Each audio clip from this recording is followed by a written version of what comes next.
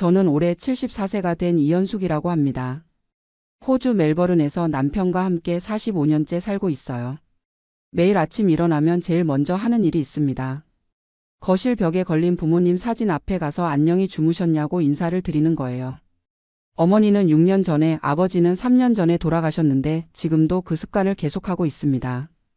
오늘 이 이야기를 들려드리는 이유는 저와 같은 실수를 하시는 분들이 없었으면 해서입니다.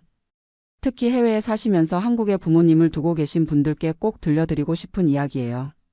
저는 평생 후회하며 살고 있거든요. 부모님이 돌아가실 때 곁에 있어드리지 못한 것을 말이에요. 1978년 제가 28세 때 남편과 함께 호주로 이민을 왔습니다. 그때는 젊었고 용감했어요. 호주에서 몇 년만 돈 벌어서 한국에 돌아가면 된다고 생각했거든요. 부모님도 처음엔 반대하셨지만 결국 허락해 주셨어요. 딸이 더 나은 환경에서 살기를 바라는 마음이셨겠죠. 제가 자란 환경은 정말 가난했어요. 경남 진주에서 태어났는데 아버지는 농사를 지으셨고 어머니는 남의 집일을 도와주시면서 우리 남매 4명을 키우셨어요. 겨울이면 연탄가스 때문에 머리가 아프고 여름이면 더위에 잠을 못 자는 그런 집에서 살았습니다. 부모님은 당신들이 못 배운 한을 자식들에게는 안 물려주겠다고 하시면서 어떻게든 공부를 시켜주셨어요. 저도 고등학교까지는 졸업할 수 있었거든요. 그래서 더 나은 삶을 꿈꿨던 것 같아요. 신문에서 호주 이민 광고를 보고 남편과 상의했을 때 둘 다 가슴이 뛰었어요. 넓은 땅, 깨끗한 공기, 좋은 일자리. 그런 곳에서 살면서 부모님께도 용돈을 넉넉히 보내드릴 수 있을 거라고 생각했죠. 부모님께 이민 이야기를 꺼냈을 때 어머니가 눈물을 글썽이시더라고요. 딸을 그렇게 먼 곳으로 보내기 싫다고 돈은 없어도 가족이 함께 있는 게 제일이라고 하셨어요. 하지만 저는 고집을 부렸어요. 몇 년만 있다가 돌아오겠다고 돈 많이 벌어서 부모님을 편하게 해드리겠다고 약속했습니다. 그렇게 1978년 3월 인천공항에서 부모님과 작별 인사를 했어요. 어머니는 끝까지 손을 놓지 않으시려고 하셨고 아버지는 남자라고 티를 안 내시려고 하셨지만 눈이 빨갛게 되어 있으셨어요. 저는 그때 몰랐어요. 그게 부모님과 제대로 된 마지막 인사가 될 줄은요. 멜버른에 도착했을 때의 감동은 지금도 기억해요. 3월이니까 호주는 가을이었는데 공기가 정말 맑고 도시가 깨끗했어요. 남편은 현지 공장에서 기계 엔지니어로 일을 시작했고 저는 한국 식당에서 일했습니다. 처음엔 영어가 안 되어서 힘들었지만 한 달 지나면서 생활이 안정되었어요. 그리고 6개월 후에 처음으로 한국에 송금을 했어요. 당시 한국 돈으로 50만 원 정도였는데 아버지 월급보다 많은 돈이었거든요. 부모님이 얼마나 기뻐하셨는지 몰라요. 전화로 고맙다고 하시면서 딸이 대견하다고 하시는 소리를 들으니까 가슴이 뿌듯했어요. 아, 이렇게 하는 게 효도구나 생각했죠. 그런데 한인교회에 나가보니까 다른 얘기를 하시는 분들이 많았어요. 특히 먼저 이민 오신 어르신들이 그러시더라고요. 부모님이 살아계실 때 곁에 있어야 한다고 돈만 보내는 게 효도가 아니라고요. 그분들 중에 부모님 돌아가실 때 못 간 분들이 많았거든요. 그런데 저는 그때 그런 말씀들을 진지하게 받아들이지 않았어요. 젊었으니까 그랬던 것 같아요. 부모님이 아직 60대 초반이셨고 건강하셨거든요.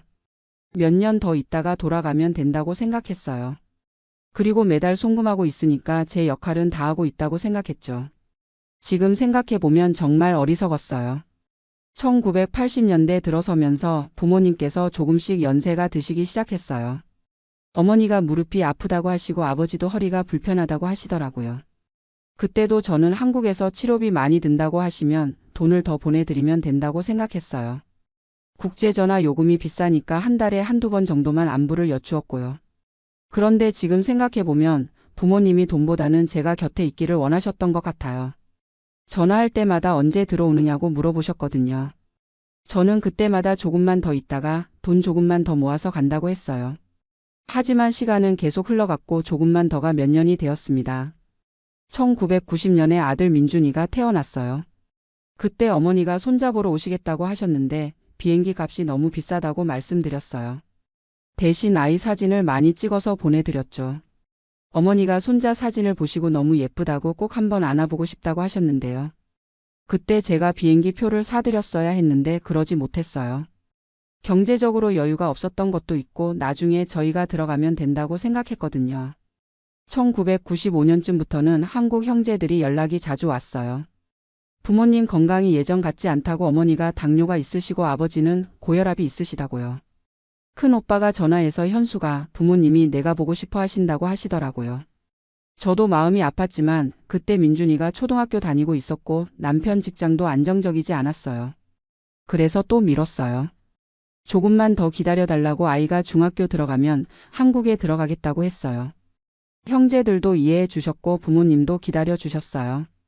하지만 중학교가 되니까 또 고등학교까지는 있어야겠다고 생각했고 고등학교가 되니까 대학교까지는 지켜봐야겠다고 생각했어요. 2000년대 들어서면서 부모님 건강이 더 나빠지기 시작했어요. 어머니는 당뇨 합병증으로 눈이 안 좋아지셨고 아버지는 심장이 약해지셨어요. 큰오빠가 주로 병원에 모시고 다니셨는데 제가 멀리 있으니까 모든 부담이 형제들에게만 가는 거였어요. 그때 정말 미안했지만 당장 들어갈 수는 없었어요. 민준이가 대학교에 입학했고 등록금도 비쌌거든요. 저는 그래도 경제적으로 도움은 되려고 했어요. 부모님 병원비 약값은 제가 다 보내드렸어요. 한 달에 200만 원씩은 꼬박꼬박 송금했거든요.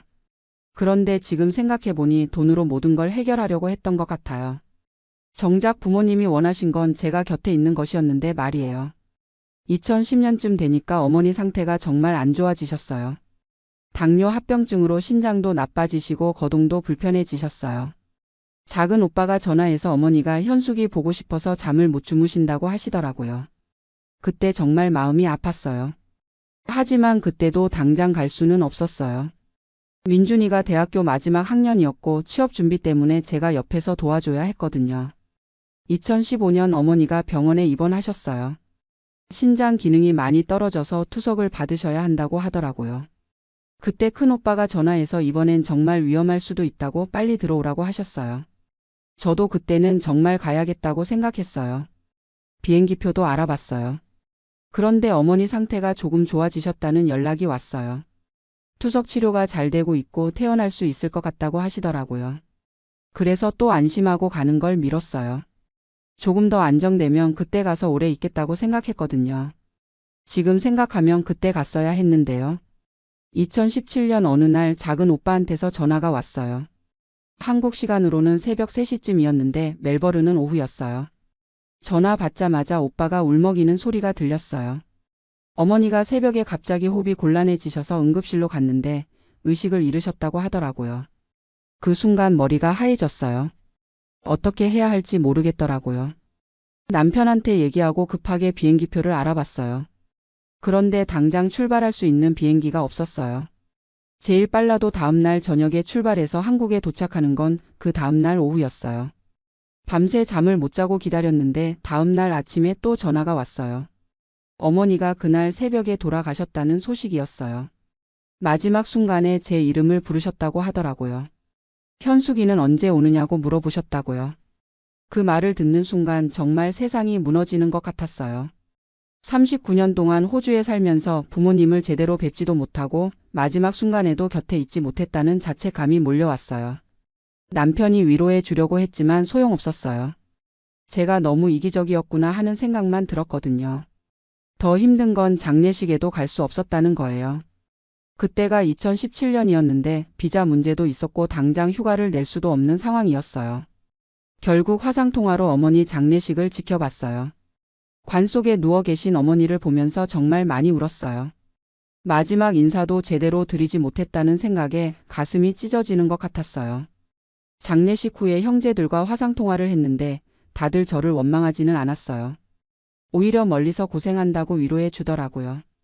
하지만 저는 그게 더 마음 아팠어요. 원망이라도 해주면 좋겠는데 그렇게 이해해 주시니까 더 죄책감이 들었거든요.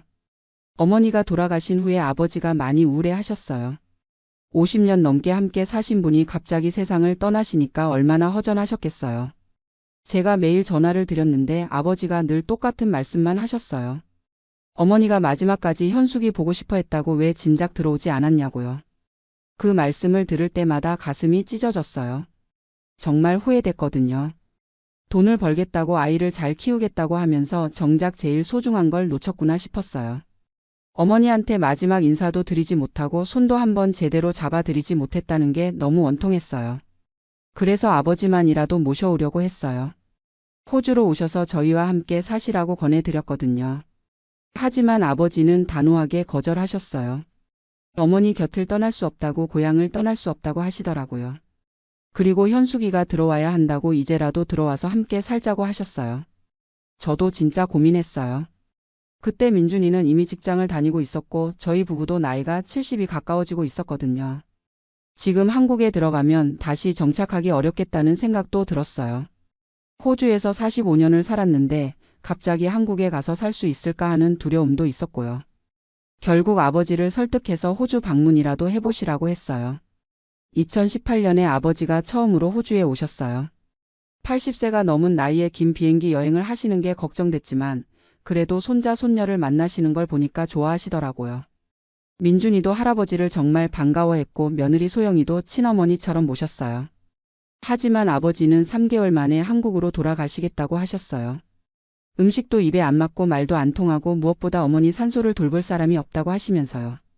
저는 더 계시라고 붙잡고 싶었지만 억지로 붙잡을 수는 없었어요. 아버지의 마음을 이해하니까요.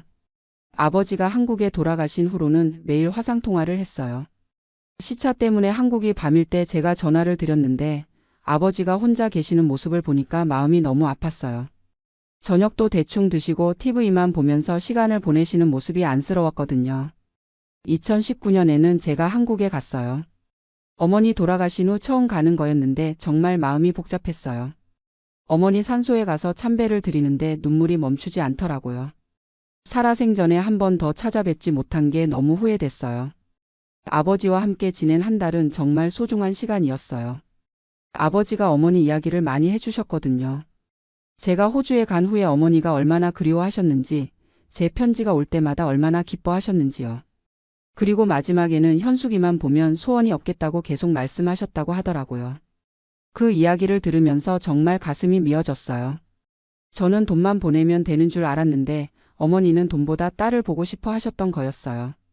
편지나 전화로는 채워지지 않는 그리움이 있으셨던 거죠. 제가 너무 어리석었구나 하는 생각이 들었어요. 그때부터 마음을 바꿨어요. 아버지한테는 자주 연락드리고 1년에 한 번씩은 꼭 한국에 가자고 다짐했어요. 그리고 2020년에도 갈 계획이었는데 코로나19 때문에 못 갔어요. 국경이 봉쇄되고 비행기도 끊어졌거든요. 2020년 내내 아버지와는 화상통화로만 안부를 확인했어요. 아버지도 코로나 때문에 외출을 못하시고 형제들도 자주 못 찾아뵈니까 많이 외로워하셨어요. 제가 매일 전화를 드렸지만 한계가 있었죠. 화면으로 보는 것과 실제로 만나는 건 다르니까요. 2021년 봄에 작은 오빠한테서 연락이 왔어요. 아버지가 몸살을 앓으시는데 병원에 가기를 거부하신다고요.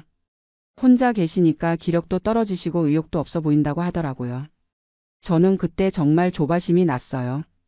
어머니 때처럼 또 늦으면 어떡하나 하는 걱정이 들었거든요. 그래서 급하게 한국행을 알아봤어요.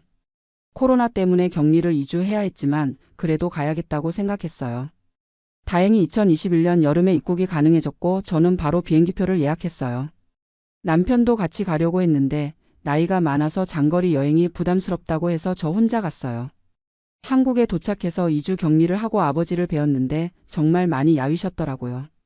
2019년에 봤을 때보다 10살은 더 늙어 보이셨어요. 혼자 지내시면서 끼니도 제대로 못 챙기시고 운동도 안 하시니까 근육도 많이 빠지셨어요. 그때 아버지한테 정말 미안하다고 사과를 드렸어요. 어머니 임종 때 못 온 것도 그동안 자주 찾아뵙지 못한 것도요. 아버지는 이제 와서 무슨 소리냐고 멀리서 고생하는 딸을 어떻게 원망하겠냐고 하시면서 오히려 저를 위로해 주시더라고요. 그런 아버지가 더 고마우면서도 죄송했어요. 3개월 동안 아버지와 함께 지내면서 정말 많은 이야기를 나눴어요. 어머니와의 추억 이야기, 제가 어렸을 때 이야기, 그리고 아버지의 인생 이야기까지요. 아버지가 얼마나 어머니를 사랑하셨는지, 자식들을 위해 얼마나 희생하셨는지 새삼 깨달았어요. 그리고 아버지한테서 들은 말씀 중에 가슴에 와 닿는 게 있었어요. 자식이 효도하고 싶을 때 부모가 있어야 효도를 할 수 있다고, 시간은 기다려주지 않는다고 하시더라고요. 돈은 언제든 벌 수 있지만 부모와 함께할 시간은 한정되어 있다고요. 그 말씀을 듣고 정말 뼈저리게 느꼈어요. 호주로 돌아올 때 아버지가 공항까지 마중 나오셨어요. 저는 눈물을 참으려고 했는데 아버지도 울고 계시더라고요. 이번엔 언제 오겠냐고 물어보시는데 내년에는 꼭 오겠다고 약속드렸어요. 그리고 건강하게 계시라고 제가 자주 전화 드릴 테니까 몸 잘 챙기시라고 당부드렸어요. 호주에 돌아와서는 정말 매일 아버지께 안부 전화를 드렸어요. 아침에 일어나면 제일 먼저 아버지께 전화를 드리고 저녁에도 안부를 여쭈었어요. 아버지도 제 전화를 기다리신다고 하시면서 많이 좋아하셨어요. 화상통화로 얼굴도 자주 보고 손자 손녀 이야기도 많이 들려드렸어요. 그런데 2022년 겨울에 아버지가 감기에 걸리셨어요. 처음에는 단순한 감기인 줄 알았는데 며칠 지나도 낫지 않으시더라고요. 작은 오빠가 병원에 모시고 갔더니 폐렴이라고 하더라고요. 나이가 많으시니까 폐렴도 쉽게 낫지 않는다고 했어요. 저는 그때 또 한국에 가려고 했어요. 하지만 아버지가 괜찮다고 곧 나을 거라고 하시면서 오지 말라고 하시더라고요. 코로나도 아직 끝나지 않았고 제가 격리하는 동안 병문안도 못할 텐데 굳이 올 필요 없다고 하셨어요. 그래서 망설이다가 결국 가지 않았어요. 2023년 1월 작은 오빠한테서 급한 전화가 왔어요. 아버지가 갑자기 쓰러지셔서 응급실에 계신다고요. 폐렴이 악화되면서 호흡 곤란이 왔다고 하더라고요. 저는 그때 정말 식은땀이 났어요. 어머니 때처럼 또 못 가는 건 아닌가 하는 생각이 들었거든요. 바로 비행기표를 예약했어요. 그런데 당장 출발할 수 있는 비행기가 없었어요. 다음 날 저녁에 출발해서 모레 오후에 도착하는 비행기밖에 없었거든요. 하루라도 빨리 가고 싶었는데 그럴 수 없어서 정말 속이 탔어요. 그날 밤에 아버지와 화상통화를 했어요. 병원에서 산소 마스크를 끼고 계셨는데도 제 걱정을 해주시더라고요. 괜찮으니까 천천히 오라고 비행기 조심히 타라고 하시면서요. 그 모습을 보니까 눈물이 났어요. 이런 상황에서도 딸 걱정을 해주시는 아버지가 고마우면서도 안쓰러웠어요. 비행기에서 12시간 동안 정말 애가 탔어요. 아버지가 무사히 계실까, 제가 도착할 때까지 기다려 주실까 하는 걱정으로 잠도 못 잤어요. 어머니 때처럼 또 늦으면 어떡하나 하는 두려움이 계속 들었거든요. 인천공항에 도착해서 바로 작은 오빠한테 전화했어요. 다행히 아버지 상태가 조금 안정되었다고 하더라고요. 저는 그 말을 듣고 정말 안도했어요. 공항에서 바로 병원으로 달려갔어요. 병원에서 아버지를 뵈었을 때 정말 많이 약해져 계셨어요. 하지만 제가 온 걸 보시고 많이 기뻐하시더라고요.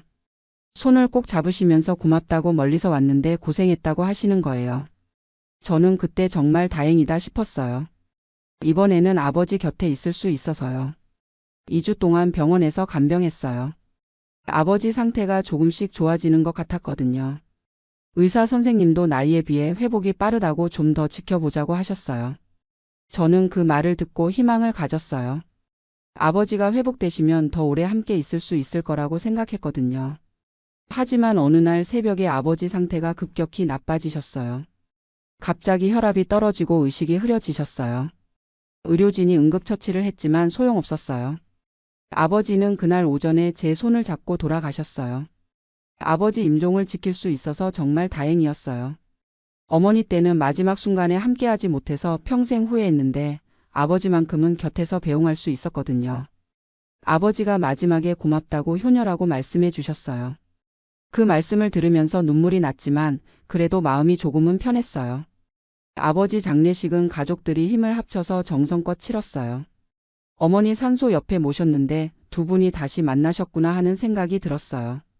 장례식에 참석하면서 정말 많은 생각이 들었어요. 이제 정말 부모님이 안 계시는구나, 이제 진짜 혼자구나 하는 생각이요. 한국에서 3개월 더 있다가 호주로 돌아왔어요.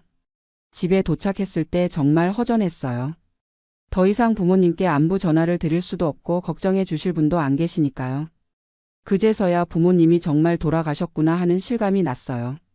지금 돌이켜보면 정말 후회되는 게 많아요. 특히 어머니 임종 때 함께하지 못한 건 평생 가슴에 남을 것 같아요. 39년 동안 호주에 살면서 부모님을 자주 찾아뵙지 못한 것도 후회되고요. 물론 경제적인 도움은 드렸지만 그게 전부가 아니었는데 그걸 너무 늦게 깨달았어요. 부모님은 돈보다 자식과 함께 있는 시간을 더 원하셨던 것 같아요. 편지나 전화, 송금으로는 채워지지 않는 그리움이 있으셨을 거예요. 저는 그걸 몰랐어요. 아니, 알면서도 외면했던 것 같아요. 경제적인 핑계, 아이들 핑계를 대면서 정작 중요한 걸 놓쳤던 거죠. 지금은 매일 아침 부모님 사진 앞에서 인사를 드려요. 안녕히 주무셨냐고, 오늘도 잘 지내보겠다고요. 그리고 죄송하다고 사랑한다고 말씀드려요. 살아생전에 자주 말씀드리지 못했던 말들을요. 손녀 지은이가 대학생이 된 지금 저는 지은이와 많은 시간을 보내려고 해요. 할머니의 경험을 들려주고 가족의 소중함을 알려주려고 하거든요. 지은이도 할아버지 할머니 이야기를 들으면서 가족에 대해 다시 생각하게 되었다고 해요. 민준이에게도 자주 이야기해요. 나중에 저희가 늙어도 멀리 가지 말라고 가끔이라도 얼굴 보러 오라고요. 민준이는 당연하다고 부모님을 혼자 두고 갈 생각은 없다고 해요. 며느리 소영이도 시부모님 모시는 걸 당연하게 생각하더라고요. 해외에 사시는 분들, 특히 한국에 부모님을 두고 계신 분들께 꼭 말씀드리고 싶어요. 지금 당장 부모님께 안부 전화를 드리세요. 가능하면 자주 찾아뵈세요. 돈도 중요하지만 더 중요한 건 함께하는 시간이에요. 부모님이 살아계실 때 효도하세요. 나중에 하려고 미루다가는 기회를 놓칠 수 있어요. 저처럼 평생 후회하며 살지 마시고 지금 당장 행동하세요. 시간은 기다려주지 않아요. 제가 이 이야기를 들려드리는 이유도 여러분은 저처럼 후회하지 않으셨으면 해서입니다. 부모님과 함께할 수 있는 시간이 얼마나 소중한지, 그 시간이 얼마나 짧은지 꼭 기억하세요. 경제적인 성공이나 자녀 교육도 중요하지만 부모님과의 시간보다 더 소중한 건 없어요. 저는 이제 74세가 되었고 부모님 없는 삶을 살아가고 있어요. 가끔 외롭기도 하지만 아버지 마지막 순간에라도 함께할 수 있었던 것에 감사하려고 해요. 그리고 남은 가족들과는 더 많은 시간을 보내려고 하고요. 여러분도 지금 이 순간을 소중히 여기세요. 부모님께 사랑한다고 말씀드리세요. 고맙다고 죄송하다고도 말씀드리고요. 그리고 가능하면 자주 얼굴을 보여드리세요. 그게 진짜 효도이고 후회하지 않는 삶을 사는 방법이에요. 마지막으로 하늘에 계신 부모님께 말씀드리고 싶어요. 어머니, 아버지, 딸이 많이 부족했죠. 멀리서 살면서 자주 찾아뵙지 못해서 죄송해요. 그래도 저를 사랑해 주시고 믿어 주셔서 고마워요. 이제는 아프지 마시고 편히 쉬세요. 딸이 건강하게 잘 살고 있으니까 걱정하지 마세요. 제가 64세에 베트남 호치민으로 이주한 지 벌써 2년이 넘었습니다. 은퇴 후 새로운 인생을 시작하겠다는 마음으로 한국을 떠났는데 지금 생각해보면 정말 무모했던 결정이었다고 생각해요. 하지만 동시에 제 인생에서 가장 큰 깨달음을 준 2년이기도 했습니다. 저는 서울에서 30년간 중견기업에서 과장으로 일하다가 정년 퇴직했어요. 퇴직금으로 받은 8천만 원과 월 국민연금 85만 원이 전부였죠. 아내는 5년 전에 먼저 세상을 떠났고 아들은 캐나다로 이민을 가서 연락도 뜸한 상황이었습니다. 혼자 남은 삶이 너무 막막했어요. 매일 똑같은 일상의 반복, 늘어만 가는 의료비, 물가는 오르는데 연금은 그대로. 이런 생활을 언제까지 해야 하나 싶었죠. 그러던 중 유튜브에서 베트남 이주 영상을 보게 됐어요. 월 200만 원으로 황제 생활, 따뜻한 날씨와 저렴한 물가, 친절한 베트남 사람들이라는 말들이 눈에 들어왔습니다. 특히 호치민에는 한국인이 많이 살고 있다고 해서 언어 걱정도 별로 없을 것 같았어요. 푸미흥이라는 곳에는 아예 한인타운이 형성되어 있다는 얘기도 들었고요. 그래서 결심했습니다. 남은 인생 새로운 곳에서 여유롭게 보내보자고.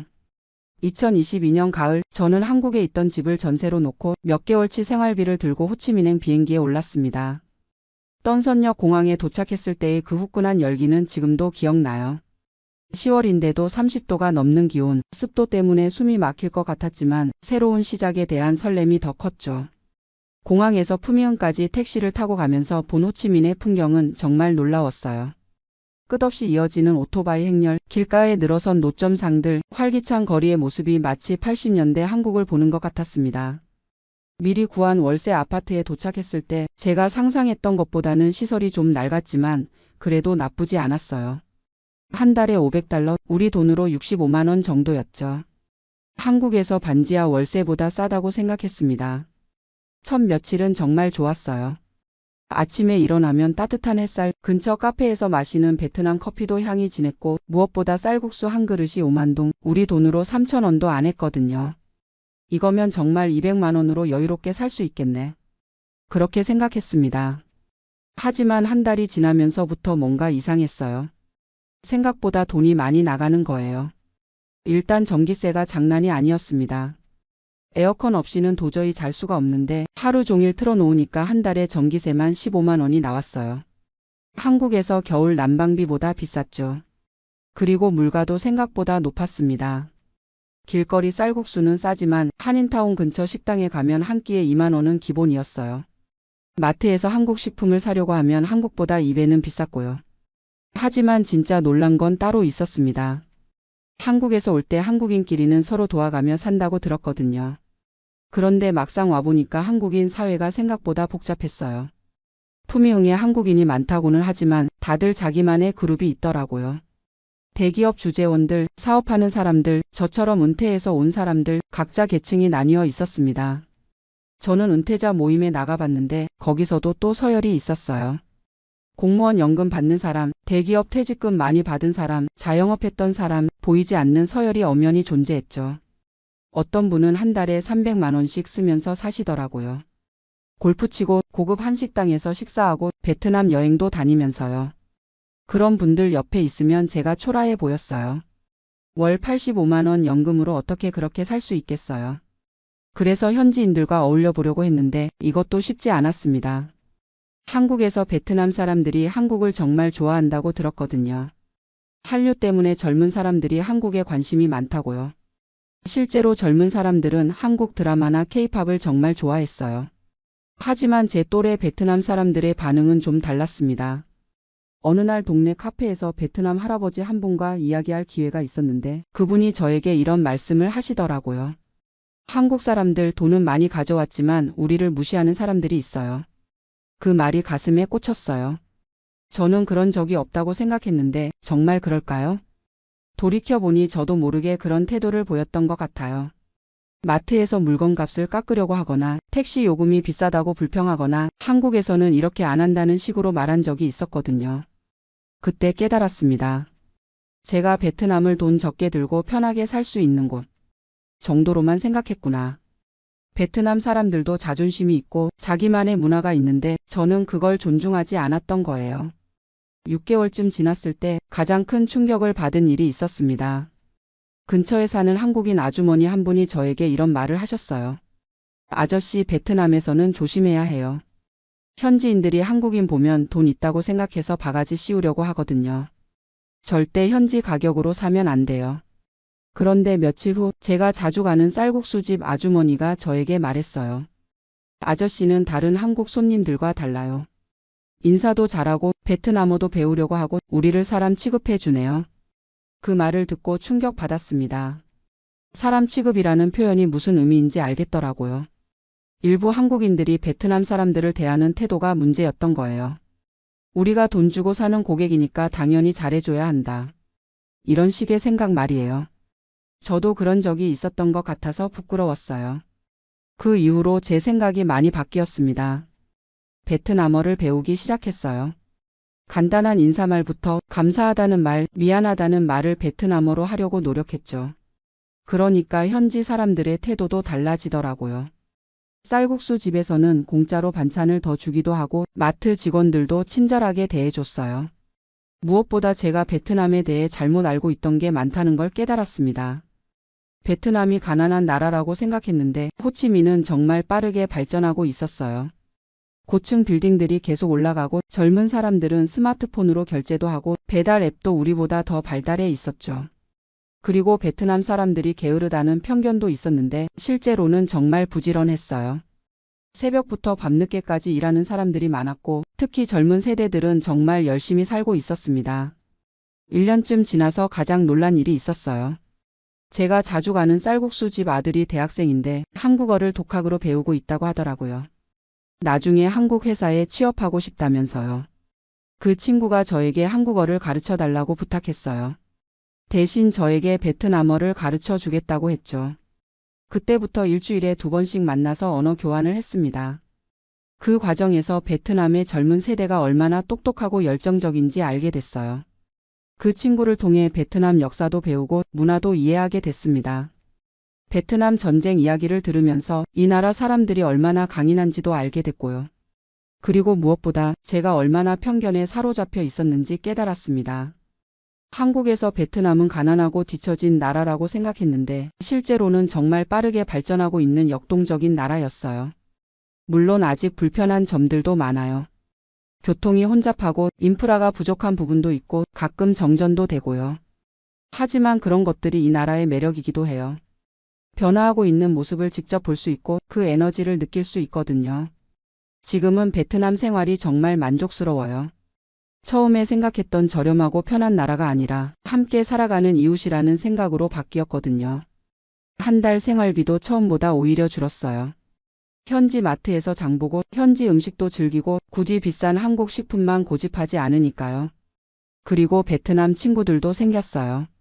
쌀국수집 아주머니, 근처 마트 직원, 공원에서 태극권하는 할아버지들과도 인사하는 사이가 됐죠. 이제는 베트남어로 간단한 대화도 할 수 있어요. 안녕하세요. 감사합니다. 맛있어요. 이런 말들을 베트남어로 하면 사람들이 정말 좋아해요. 제가 베트남에서 가장 놀란 것은 뭐였을까요? 물가가 생각보다 높다는 것도 놀랐고 한국인 사회의 복잡함도 놀랐지만 가장 놀란 건 바로 나 자신이었어요. 64세까지 살면서 고정관념에 얼마나 사로잡혀 있었는지, 다른 문화를 얼마나 편견으로 바라봤는지 깨달았거든요. 한국에서는 나이 들면 변하기 어렵다고 하잖아요. 하지만 저는 64세에 베트남에 와서 정말 많이 변했어요. 더 열린 마음으로 세상을 보게 됐고 다른 사람들을 존중하는 마음도 커졌습니다. 이제 제가 베트남에서 하고 싶은 일이 생겼어요. 한국어를 배우고 싶어하는 베트남 젊은이들에게 한국어를 가르쳐 주는 거예요. 그리고 저처럼 베트남에 정착하려는 한국 어르신들에게는 현실적인 조언을 해드리고 싶어요. 베트남은 천국이 아니에요. 하지만 마음가짐에 따라 정말 좋은 곳이 될 수 있어요. 이게 제가 전하고 싶은 메시지입니다. 돈만 있으면 편하게 살 수 있다고 생각하지 마세요. 현지 문화를 존중하고 사람들을 진심으로 대하면 베트남 사람들도 진심으로 대해줘요. 그리고 무엇보다 나이가 들어도 배울 수 있고 변할 수 있다는 걸 깨달았어요. 저는 앞으로도 베트남에서 살아갈 생각이에요.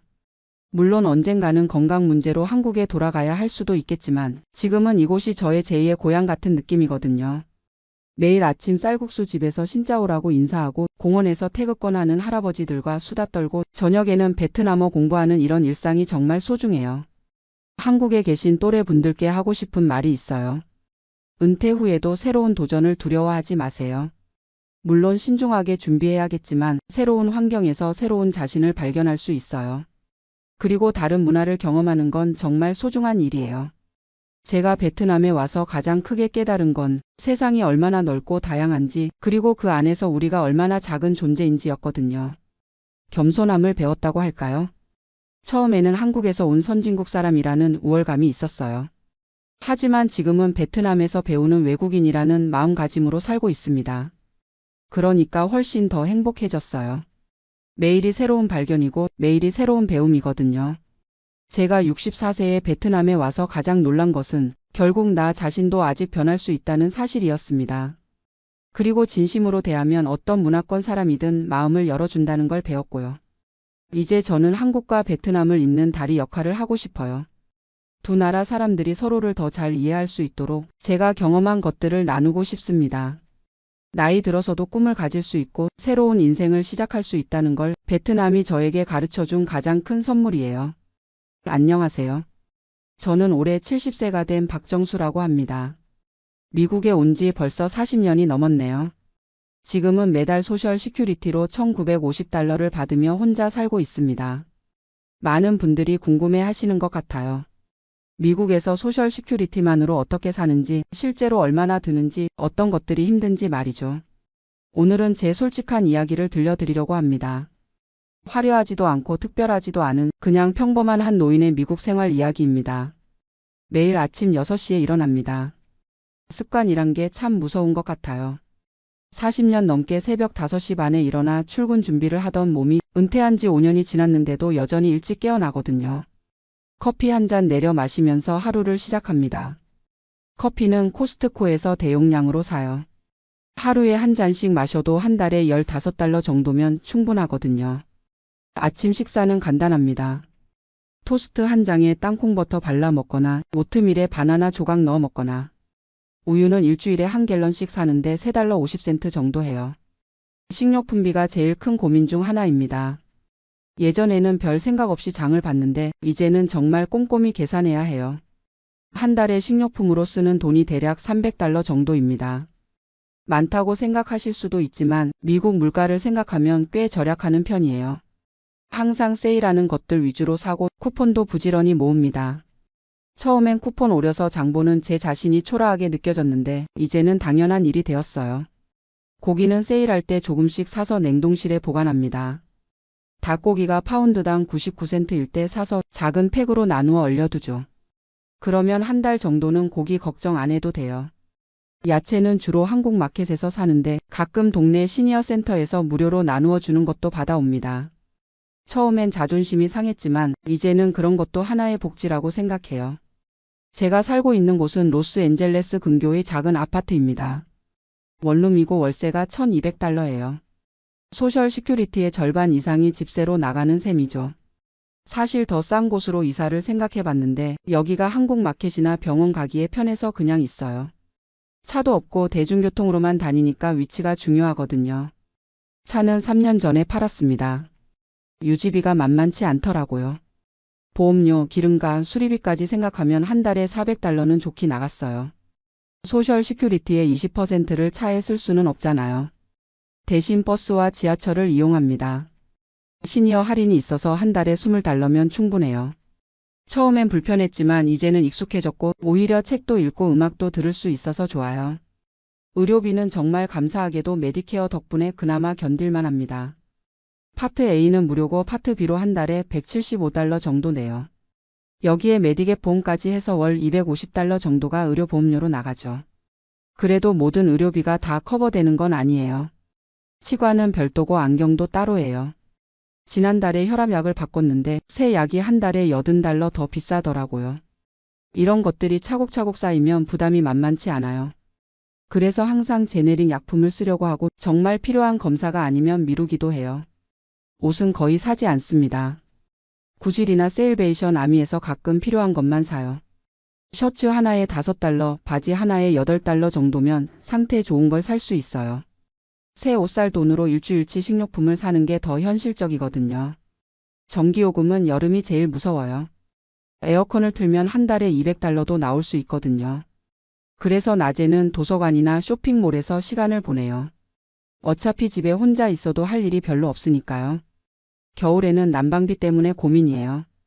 히터를 최대한 아껴 쓰려고 하는데 그러다 보니 감기 걸릴까봐 걱정되기도 하고요. 이불 2장 덮고 자는 게 일상이 됐어요. 휴대폰 요금은 한 달에 $30짜리 최저가 플랜을 써요. 인터넷은 집에서 월 $50, 케이블은 끊었습니다. 요즘은 유튜브나 넷플릭스만 봐도 충분하더라고요. 외식은 정말 특별한 날에만 해요. 한 달에 한 번 정도 한국 식당에서 $20짜리 정식을 먹는 게 전부예요. 그것도 쿠폰이 있을 때나 할인 시간대에 가죠. 사실 이런 생활이 처음엔 정말 힘들었어요. 평생 열심히 일했는데 노년에 이렇게 돈 계산하며 살아야 한다니. 특히 자식들 앞에서는 티를 내지 않으려고 해요. 아들이 가끔 전화해서 돈 필요한 거 없어? 라고 물으면 괜찮다, 충분히 있다고 대답하죠. 자식들도 각자 살기 힘든데 부담 주고 싶지 않거든요. 하지만 정말 어려울 때는 있어요.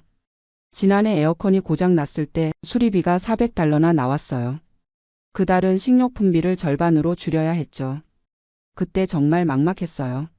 아들한테 말할까도 생각했지만 결국 혼자 해결했어요. 한 달 동안 라면이랑 계란으로 버텼거든요. 그런데 이상하게도 그 시간이 지나고 나니까 뭔가 더 강해진 기분이 들더라고요. 아, 나도 이 정도는 할 수 있구나 하는 자신감이 생겼어요. 이제는 나름의 노하우도 생겼어요. 도서관에서 신문도 보고 책도 빌려보고 무료 와이파이도 쓸 수 있으니까 좋아요. 시니어 센터에서 하는 프로그램에도 참여해요. 요가 클래스는 한 달에 $10, 영어 회화 모임은 무료예요. 혼자 있는 시간이 줄어들어서 정신 건강에도 좋고요. 한국 마켓에서 할인 쿠폰도 부지런히 모아요. 10% 할인이라도 큰 도움이 되거든요. 그리고 시니어 할인하는 곳들을 다 외워뒀어요. 화요일에는 영화관 시니어 할인, 수요일에는 슈퍼마켓 더블 쿠폰 데이, 목요일에는 약국에서 시니어 20% 할인. 이런 것들이 생활의 리듬이 됐어요. 가끔 옛날 동료들을 만나면 부러워요. 연금도 받고 소셜 시큐리티도 받아서 한 달에 $4,000, $5,000씩 받는 사람들을 보면요. 저는 평생 중소기업에서 일했거든요. 연금이라는 게 없었어요. 401k도 회사에서 매치를 안 해줘서 많이 모으지 못했고요. 그래서 은퇴할 때 갖고 있던 돈이 15만 달러 정도였어요. 응급 상황을 위해 아껴두려고 하는데 가끔 큰 지출이 있으면 조금씩 쓸 수밖에 없어요. 계산해보니 이 돈으로는 10년 정도밖에 못 버틸 것 같아요. 그 이후에는 정말 소셜 시큐리티만으로 살아야 하는 거죠. 생각하면 막막하지만 어떻게든 방법을 찾아야겠죠. 그런데 요즘은 생각이 좀 달라졌어요. 돈이 적어도 불행한 건 아니더라고요. 물론 여유는 없지만 최소한 굶지는 않으니까요. 오히려 돈을 아껴 쓰다 보니 새로운 재미를 발견했어요. 쿠폰으로 장을 보고 세일 상품을 찾아다니고 도서관에서 무료 이벤트를 찾아가고 이런 것들이 일종의 게임 같아요. 그리고 정말 필요한 것과 그렇지 않은 것을 구분하게 됐어요. 예전엔 충동 구매도 많이 했는데 이제는 뭘 사기 전에 정말 꼼꼼히 생각해요. 이게 정말 필요한가? 다른 대안은 없나? 더 싼 곳은 없나? 이런 습관이 생기니까 오히려 돈 관리가 더 체계적이 되었어요. 가계부도 쓰기 시작했고 매달 예산을 세워서 지키려고 노력해요. 한 달 예산을 한번 말씀드릴게요. 소셜 시큐리티 1,950달러에서 월세 1,200달러, 의료보험료 250달러, 전기요금 평균 100달러, 핸드폰 30달러, 인터넷 50달러. 여기까지 하면 1,630달러예요. 남는 돈이 320달러인데 여기서 식료품 300달러, 생활용품 50달러 정도 쓰면 거의 다 없어져요. 가끔 예상치 못한 지출이 있으면 마이너스가 되죠. 그럴 때는 저축한 돈을 조금씩 써야 해요. 이런 계산을 하다 보면 가슴이 답답해질 때도 있어요. 내가 이런 삶을 살려고 미국에 왔나 싶기도 하고요. 1983년에 미국에 왔을 때는 꿈이 많았거든요. 열심히 일해서 돈 벌고 자식들 좋은 대학 보내고 노후에는 여행도 다니고 싶었어요. 처음 몇 년은 정말 힘들었어요. 영어도 안 되고 기술도 없고. 공장에서 야간 근무를 하면서 낮에는 영어 학교를 다녔어요. 하루에 서너 시간밖에 못 잤지만 그래도 희망이 있었어요. 10년쯤 지나니까 조금씩 자리를 잡더라고요. 한국 음식 재료를 파는 작은 회사에 취직했어요. 급여는 많지 않았지만 영어도 많이 늘고 회사 사정도 알게 되면서 책임감도 생겼죠. 거기서 25년을 일했어요. 중간에 회사가 어려워져서 월급을 못 받은 적도 있고 정리해고 당할 뻔한 적도 있었지만 그래도 버텼어요. 아내와 함께 정말 열심히 살았어요. 아내는 섬유 공장에서 일했고 저는 식품 회사에서 일하면서 둘 다 투잡도 많이 했어요. 주말에는 제가 한국 식당에서 서빙을 하고 아내는 다른 집 청소를 나갔어요. 그렇게 해서 번 돈으로 아들 둘을 키웠죠. 첫째는 UC 버클리를 나와서 지금 엔지니어로 일하고 둘째는 USC 법대를 나와서 변호사가 됐어요. 그게 저희 부부의 가장 큰 자랑이자 성과예요. 아이들 대학 등록금 때문에 집 한 채 값은 다 들어갔지만 전혀 후회 안 해요. 그때는 그게 최선의 선택이었다고 생각하거든요. 아내가 5년 전에 암으로 먼저 갔어요. 정말 갑작스러웠어요. 건강검진에서 발견됐는데 이미 말기였거든요. 그때 의료비가 정말 많이 들었어요. 메디케어가 있어도 본인 부담금이 만만치 않더라고요. 항암 치료비, 호스피스 비용까지 해서 저축한 돈의 절반 정도를 썼어요. 아내가 없어지니까 모든 게 달라졌어요. 혼자 사는 게 이렇게 외로운 줄 몰랐어요. 밥을 해먹어도 맛이 없고 텔레비전을 봐도 재미없고 그래서 한국에 갈까도 생각해봤어요. 하지만 40년을 여기서 살았는데 이제 와서 한국에 가서 뭘 하겠어요. 게다가 한국도 생활비가 만만치 않다고 하더라고요. 아들들이 가끔 아버지 우리 집으로 오세요라고 하는데 그것도 쉽지 않아요. 며느리들 입장에서는 부담스러울 거고 저도 눈치 보며 살기 싫거든요. 그래서 혼자 사는 걸 선택했어요. 경제적으로는 힘들지만 적어도 마음은 편해요. 누구 눈치 안 보고 제가 하고 싶은 대로 살 수 있으니까요. 요즘은 새로운 루틴이 생겼어요. 월요일에는 도서관에서 한국 신문을 보고 화요일에는 시니어 센터에서 태극권을 배워요. 수요일에는 한국 마켓에서 장을 보고 목요일에는 교회에 가요. 금요일에는 집에서 쉬고 주말에는 가끔 공원에 산책을 가거나 집에서 한국 드라마를 봐요. 단조로워 보일 수 있지만 저한테는 이런 일상이 소중해요. 아무도 귀찮게 하지 않고 제 페이스대로 살 수 있거든요. 그리고 작은 즐거움들을 찾게 됐어요. 도서관에서 한국 책을 발견했을 때의 기쁨, 쿠폰으로 장을 봐서 예상보다 적게 나왔을 때의 뿌듯함, 시니어 센터에서 새로운 친구를 만났을 때의 즐거움. 이런 것들이 저에게는 큰 행복이에요. 건강 관리도 나름대로 신경 써요. 돈이 없으니까 아프면 안 되거든요. 매일 30분씩 걷기를 하고 집에서 간단한 스트레칭도 해요. 음식도 가능한 한 직접 해서 먹어요. 인스턴트 음식은 비싸기도 하고 건강에도 안 좋으니까요. 쌀밥에 김치, 계란 후라이만 있어도 충분히 맛있어요. 가끔 한국이 그리울 때가 있어요. 특히 명절 때는 더 그래요. 추석이나 설날에 혼자 있으면 정말 외로워요. 그럴 때는 한국 음식을 해 먹어요. 비싸더라도 한국 마켓에서 갈비를 사서 구워 먹거나 송편을 만들어 먹기도 해요. 혼자 먹는 게 쓸쓸하지만 그래도 고향 맛을 느낄 수 있어서 위로가 돼요. 요즘은 유튜브에서 한국 프로그램도 많이 봐요. 나는 자연인이다나 백패커 같은 프로그램을 보면서 대리만족을 해요. 여행은 못 가지만 화면으로라도 한국을 볼 수 있어서 좋아요. 아들들과는 일주일에 한 번씩 전화해요. 서로 바쁘니까 길게 하지는 못하지만 그래도 목소리라도 들으면 마음이 든든해져요. 손자들 소식 듣는 것도 큰 즐거움이고요. 가끔 아들들이 돈 얘기를 할 때가 있어요. 아버지 생활비 부족하지 않아요? 라고 물으면 항상 괜찮다고 대답해요. 정말 어려울 때는 말할 수도 있겠지만 지금은 그래도 혼자 해결할 수 있는 수준이니까요. 사실 자식들한테 경제적으로 의존하고 싶지 않아요. 물론 정말 급할 때는 도움을 요청할 수도 있겠지만 가능한 한 독립적으로 살고 싶어요. 그게 제 자존심이기도 하고 자식들에게 부담을 주지 않는 방법이기도 하고요. $2,000로 사는 게 쉽지는 않지만 불가능하지도 않아요. 물론 여유는 없지만 기본적인 생활은 할 수 있거든요. 중요한 건 욕심을 버리는 거예요. 예전에는 좋은 걸 먹고 있고 싶었지만 이제는 필요한 것만 있으면 만족해요. 옷도 깨끗하기만 하면 되고 음식도 배만 부르면 돼요. 그리고 무료로 할 수 있는 일들을 많이 찾았어요. 도서관에서 책 읽기, 공원에서 산책하기, 시니어 센터에서 친구들과 수다 떨기. 돈 안 들이고도 즐겁게 보낼 수 있는 일들이 생각보다 많더라고요. 계절이 바뀔 때마다 새로운 계획을 세워요. 여름에는 에어컨비 절약하기, 겨울에는 난방비 아끼기, 봄에는 공원에서 시간 많이 보내기. 이런 작은 목표들이 생활의 리듬을 만들어줘요. 혹시 저와 비슷한 상황에 계신 분들이 있다면 너무 절망하지 마세요. 물론 쉽지 않지만 방법은 있어요. 가장 중요한 건 정확한 가계부를 쓰는 거예요. 어디에 돈이 들어가는지 알아야 어디서 절약할 수 있는지도 알 수 있거든요. 그리고 시니어 할인을 최대한 활용하세요. 대부분의 상점에서 시니어 할인을 하는데 부끄러워하지 말고 당당하게 요청하세요. 그게 우리한테 주어진 혜택이니까요. 도서관이나 시니어 센터 같은 공공시설도 적극 활용하세요. 혼자 있으면 외롭기도 하고 우울해질 수 있는데 사람들과 어울리면 정신 건강에 도움이 돼요. 무엇보다 건강 관리를 잘하세요. 아프면 의료비도 많이 들고 정신적으로도 힘들어져요. 매일 조금씩이라도 운동하고 규칙적으로 생활하는 게 중요해요. 저도 처음엔 이런 생활이 참 서글펐어요. 평생 열심히 일했는데 노년에 이렇게 쪼들려 살아야 한다니. 하지만 이제는 받아들였어요. 그리고 이런 상황에서도 나름대로 행복을 찾을 수 있다는 걸 깨달았어요. 돈이 많으면 좋겠지만 적다고 해서 인생이 끝나는 건 아니잖아요.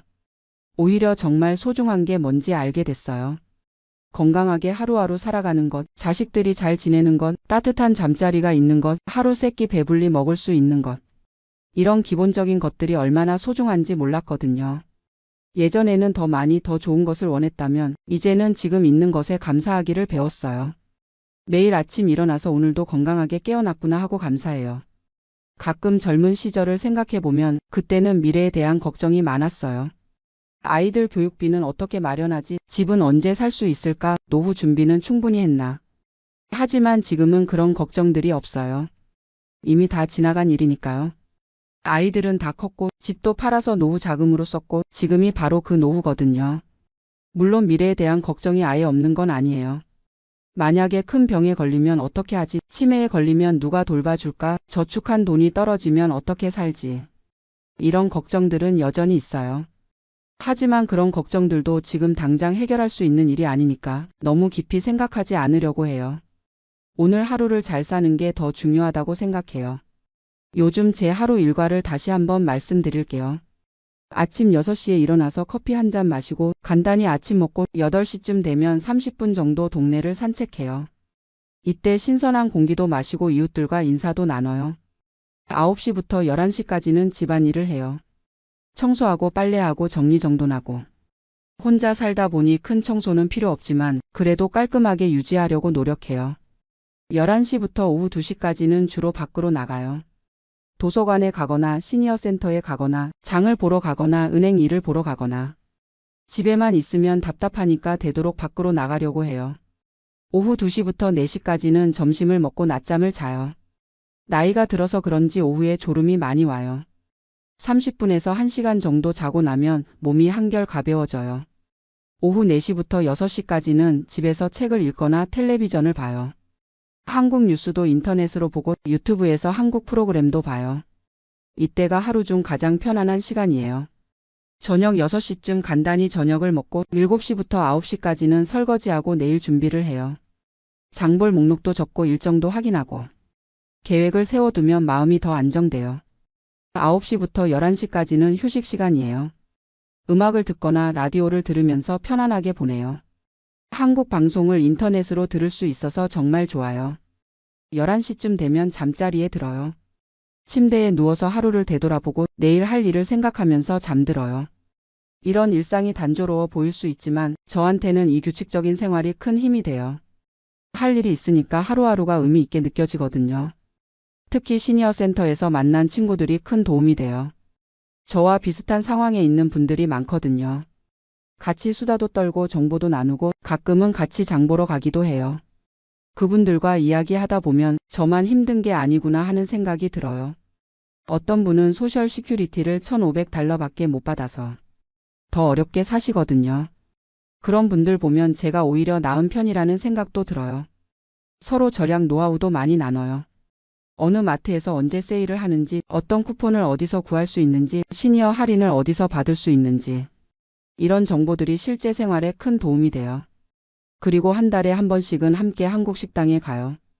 각자 돈을 내지만 혼자 먹는 것보다 훨씬 맛있어요. $20로 한 끼 먹는 건 부담스럽지만 한 달에 한 번 정도는 그래도 할 만해요. 겨울이 다가오면서 또 다른 고민이 생겼어요. 난방비 문제인데요. 작년 겨울에는 한 달에 $150까지 나왔거든요. 올해는 좀 더 절약해야겠어요.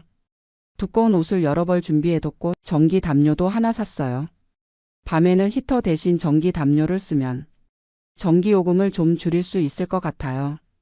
낮에는 가능한 한 집에 있지 말고 따뜻한 곳으로 나가려고 해요. 도서관이나 쇼핑몰은 무료로 난방을 해주니까요. 거기서 시간을 보내면 집 난방비도 아끼고 사람들도 만날 수 있어서 일석이조예요. 의료비 관리도 더 신경 써야 할 것 같아요. 나이가 들수록 병원 갈 일이 많아지는데 메디케어가 있어도 본인 부담금이 만만치 않거든요. 정기검진은 빠뜨리지 않고 받으려고 해요. 큰 병이 생기기 전에 미리 발견하는 게 장기적으로는 더 경제적이니까요. 혈압약이나 당뇨약도 꼬박꼬박 먹어야 하고요. 치과는 좀 고민이에요. 메디케어에서 치과 치료는 거의 안 해주거든요. 이가 아픈데 임플란트를 하려면 몇천 달러가 들어요. 그 돈이면 몇 달을 살 수 있으니까 망설여져요. 안경도 새로 맞춰야 하는데 한 개에 $300 정도 해요. 코스트코에서 더 싸게 할 수 있다고 하던데 다음에 알아봐야겠어요. 그래도 건강만큼은 타협하면 안 되죠. 아프면 그때 더 많은 돈이 들어갈 텐데 미리 관리하는 게 현명한 일이에요. 요즘은 한국에 대한 생각도 많이 해요. 가끔 한국 뉴스를 보면 노인분들이 폐지 줍는 모습이 나와요. 그걸 보면 마음이 아프면서도 나는 그래도 여기서 이 정도로 살고 있으니 다행이다 하는 생각도 들어요. 물론 한국이 그리워요. 고향 음식도 그리워하고 옛날 친구들도 보고 싶고. 하지만 이제 와서 한국에 가서 뭘 하겠어요. 거기서도 결국 비슷한 고민을 해야 할 텐데요. 여기서 40년을 살면서 이미 뿌리를 내렸어요. 병원도 여기 있고 친구들도 여기 있고 자식들도 여기 있으니까요. 불편하더라도 여기가 제 터전이에요. 가끔 젊은 한국인들을 보면 부러워요. 꿈도 많고 가능성도 무한하고. 저도 그런 시절이 있었는데 어느새 이렇게 할아버지가 됐네요. 하지만 후회는 안 해요. 제 나름대로는 최선을 다해서 살았거든요. 아내와 함께 열심히 일해서 아이들 키우고 이 나라에서 꿈을 이루려고 노력했어요. 비록 부자는 되지 못했지만 아이들은 잘 키웠고 지금도 건강하게 살고 있으니 그것만으로도 성공한 인생이라고 생각해요. 앞으로 몇 년을 더 살 수 있을지 모르겠지만 남은 시간도 의미 있게 보내고 싶어요. 돈은 적어도 마음은 풍요롭게 건강하게 하루하루를 살아가고 싶어요. 혹시 이야기를 듣고 계신 분들 중에 비슷한 상황에 있는 분이 계시다면 너무 절망하지 마세요. 분명히 방법은 있어요. 중요한 건 현실을 받아들이는 거예요. 돈이 적으면 적은 대로 사는 방법을 찾으면 돼요. 욕심을 줄이고 감사할 줄 알고 작은 행복에도 만족할 줄 안다면 얼마든지 행복하게 살 수 있어요. 그리고 혼자가 아니라는 걸 기억하세요. 비슷한 상황에 사람들이 많아요. 서로 도우면서 살아가면 어려운 시기도 이겨낼 수 있어요.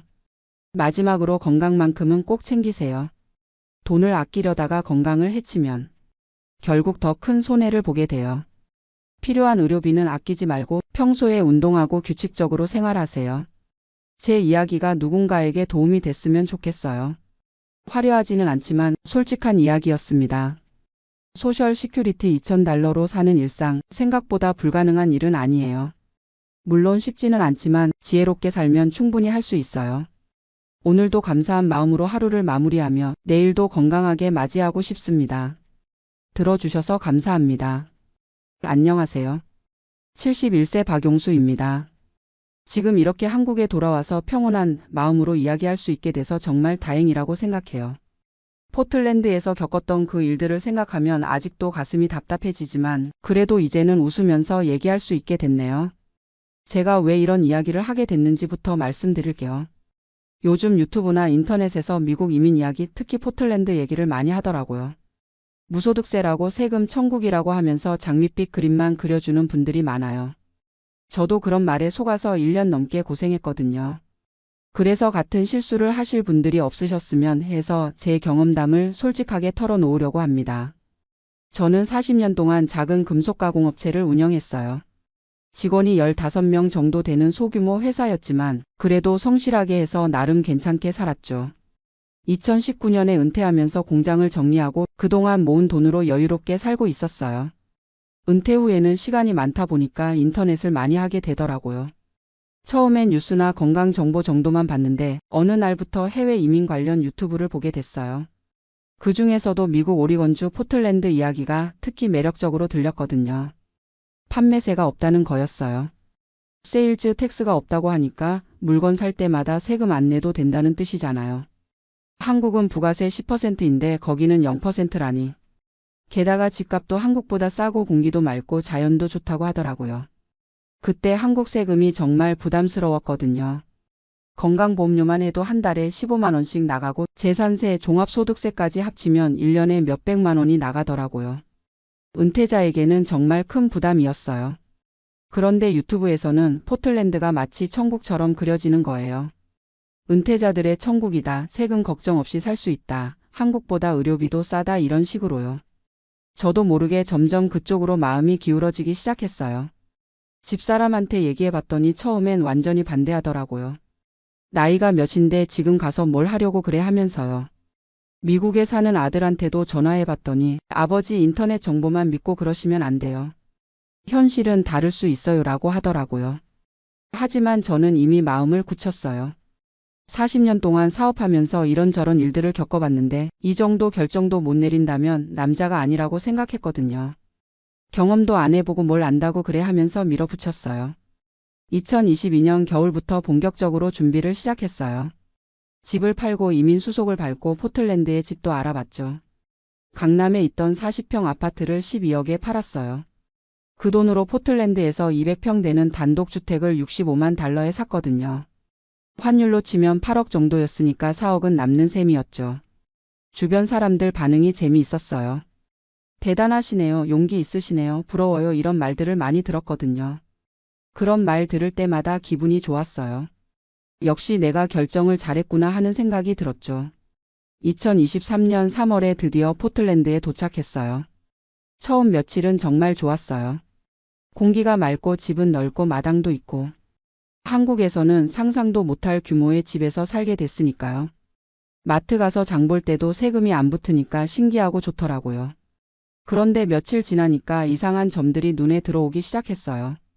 시내에 나가보니까 노숙자들이 생각보다 많은 거예요. 텐트 치고 사는 사람들, 쇼핑카트 끌고 다니는 사람들.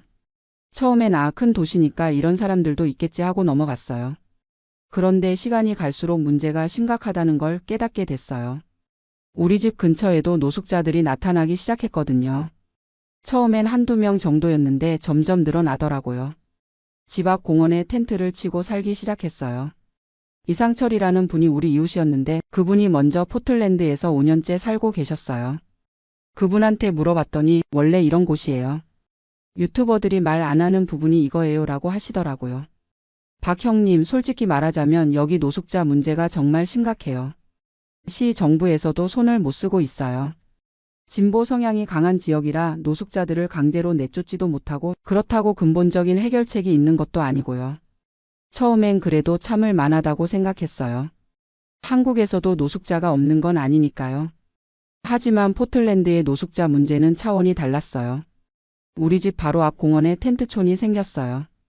텐트가 하나둘 늘어나더니 어느새 10개가 넘어갔어요. 거기서 나오는 쓰레기 냄새, 소음이 정말 견딜 수 없을 정도였거든요. 밤에는 더 심했어요. 술 마시고 고함치고 싸우는 소리가 들려요. 집사람이 무서워해서 밤에 혼자 화장실도 못 가겠다고 하더라고요. 70 가까운 나이에 이런 스트레스를 받으니까 혈압이 확 올라갔어요. 경찰에 신고도 해봤어요. 그런데 경찰이 와서 하는 말이 여기는 공공장소라서 강제로 내쫓을 수 없다는 거예요. 며칠 후에 자발적으로 이동하라고 권유는 해보겠다고 하더니 정말로 며칠 후에 와서 권유만 하고 가더라고요. 당연히 노숙자들은 꿈쩍도 안 했죠. 한인마트에서 만난 최영희 사모님이 하시는 말씀이 여기 산지 10년 됐는데 점점 심해져요. 코로나 이후로는 정말 답이 없어요. 약물 중독자들도 많고 정신질환자들도 많고 경찰도 손을 못 써요. 그때부터 진짜 현실이 보이기 시작했어요. 유튜버들이 말하는 포틀랜드와 실제 포틀랜드가 완전히 다른 거였어요. 판매세가 없다는 것만 강조하고 정작 살기 어려운 부분들은 하나도 말하지 않았던 거죠. 집사람 건강이 눈에 띄게 나빠졌어요. 스트레스 때문에 불면증이 생기고 혈압약을 늘려야 했어요. 밖에 나가는 것도 무서워하고 하루 종일 집에만 있으려고 하더라고요. 여보, 우리 한국 돌아가면 안 될까? 하고 조심스럽게 말하는 거예요. 저도 마음이 흔들리기 시작했어요. 이게 정말 내가 원했던 노후 생활인가 싶었거든요. 세금 몇 푼 아끼려고 이런 스트레스를 받으면서 살아야 하나. 결정적인 사건이 6개월 뒤에 일어났어요. 어느 날 아침에 나가보니까 우리 집 대문 앞에서 누군가 용변을 본 흔적이 있는 거예요. 정말 화가 머리끝까지 올라왔어요. 이런 모욕을 당하면서까지 여기서 살아야 하나 싶었거든요. 그날 바로 집사람과 진지한 대화를 했어요. 여보, 우리 한국 돌아가자. 여기서 이런 식으로 살 바에야 한국에서 세금 좀 더 내면서 편하게 사는 게 낫겠어. 집사람이 울면서 말하더라고요. 여보, 진작에 그렇게 했으면 좋았을 텐데. 나는 처음부터 내키지 않았어. 하지만 당신이 워낙 확신에 차 있어서 말리지 못했어. 그때 정말 후회됐어요. 왜 집사람 말을 안 들었을까? 왜 아들 말을 안 들었을까? 인터넷 정보만 믿고 성급하게 결정했을까? 하지만 후회해도 이미 늦었죠.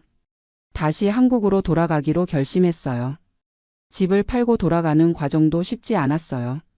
미국 집을 55만 달러에 팔았거든요. 산지 1년도 안 돼서 10만 달러 손해를 본 거예요. 이사 비용, 항공료 등등 합치면 더 많이 든 거죠. 2024년 봄에 한국으로 돌아왔어요. 가족들이 따뜻하게 맞아줘서 정말 고마웠어요. 아버지, 경험해 보신 것 자체가 대단한 거예요 라고 하면서 전혀 구박하지 않더라고요. 한국에 돌아와서 새삼 느낀 게 있어요. 우리나라가 정말 안전하고 깨끗하다는 거예요. 치안이 이렇게 좋은 줄 몰랐어요. 밤에 산책해도 안전하고 길거리에 쓰레기도 별로 없고 노숙자가 있어도 미국처럼 위협적이지 않고요. 지금은 부산 해운대에 작은 아파트를 샀어요. 바다 보이는 25평짜리인데 정말 만족해요.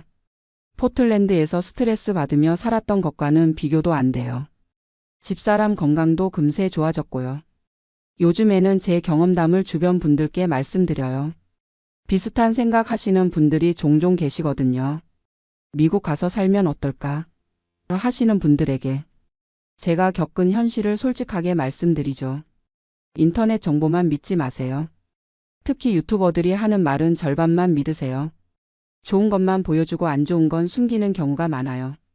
판매세 없다고 해서 전체적으로 살기 좋은 건 아니에요. 실제로 포틀랜드 노숙자 문제는 정말 심각해요.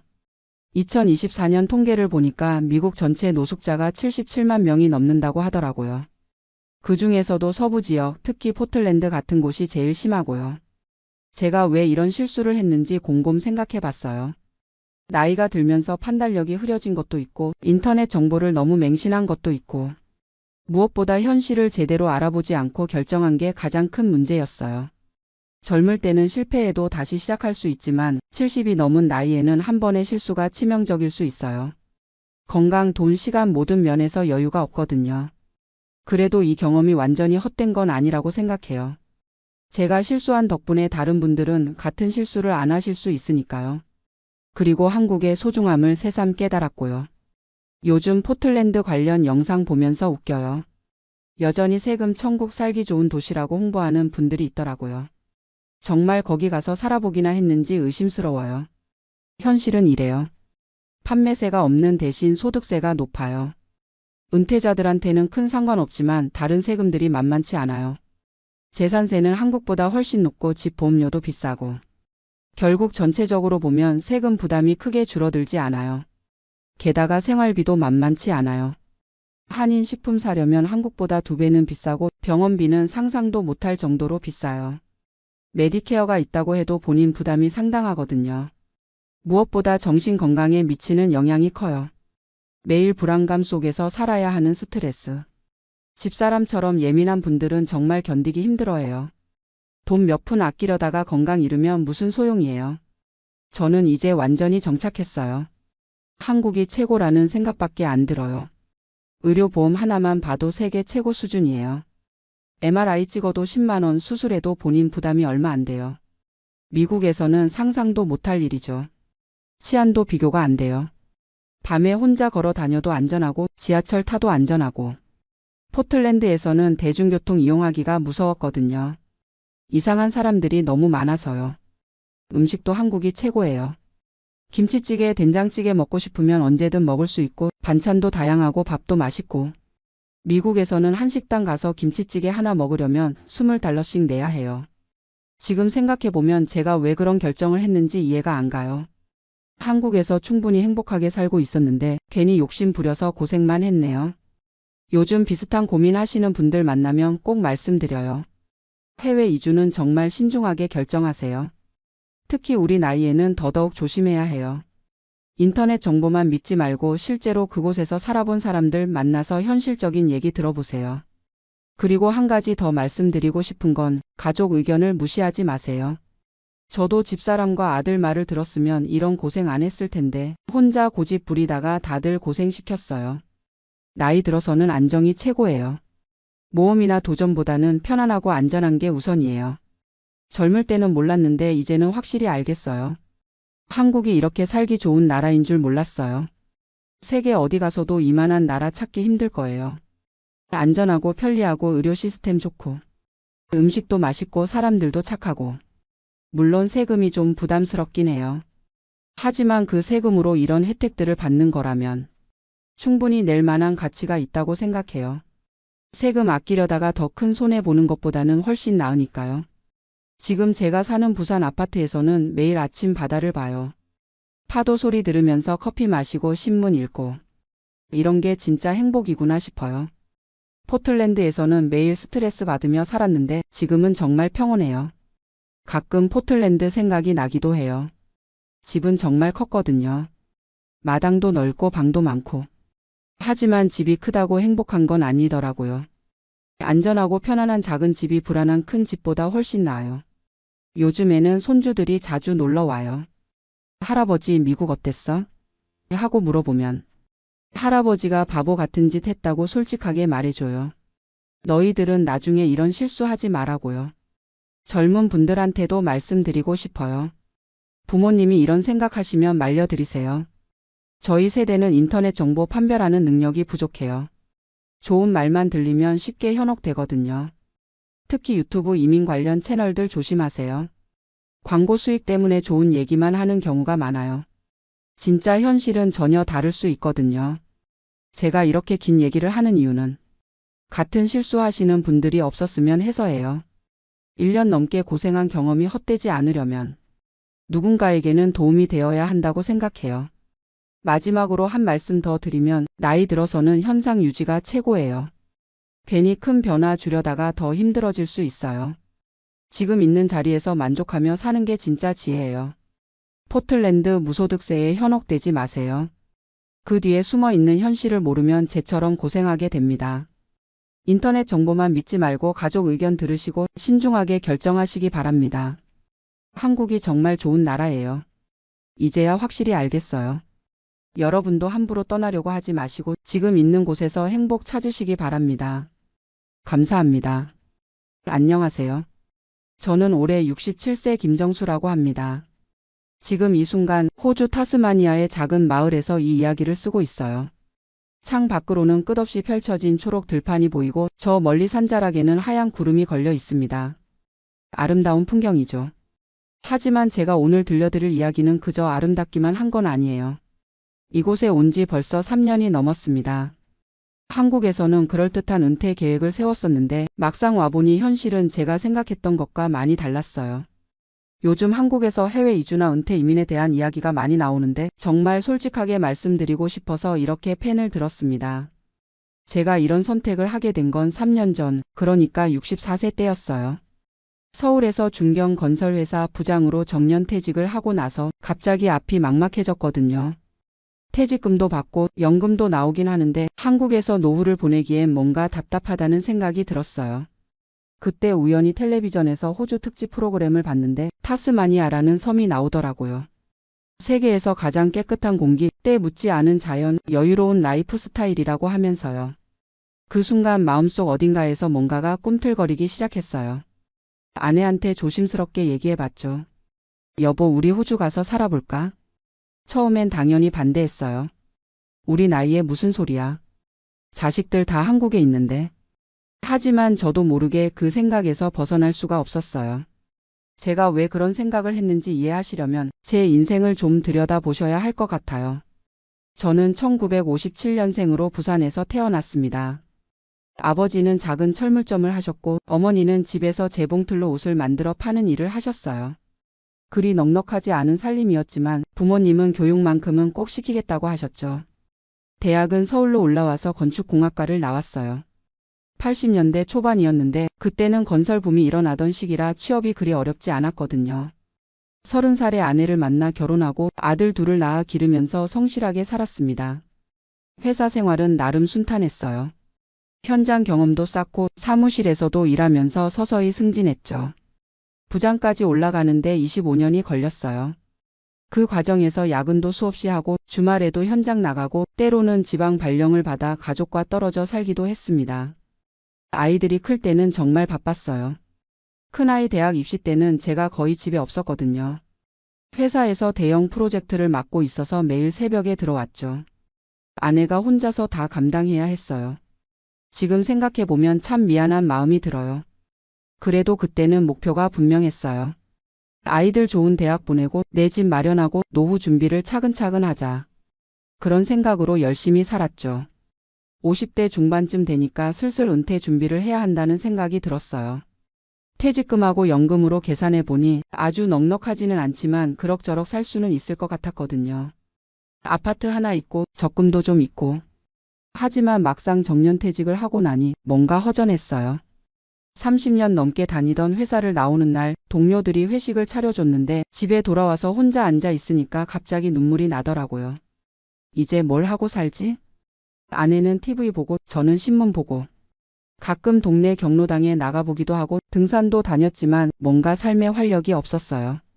그런데 더 큰 문제는 경제적인 부분이었어요.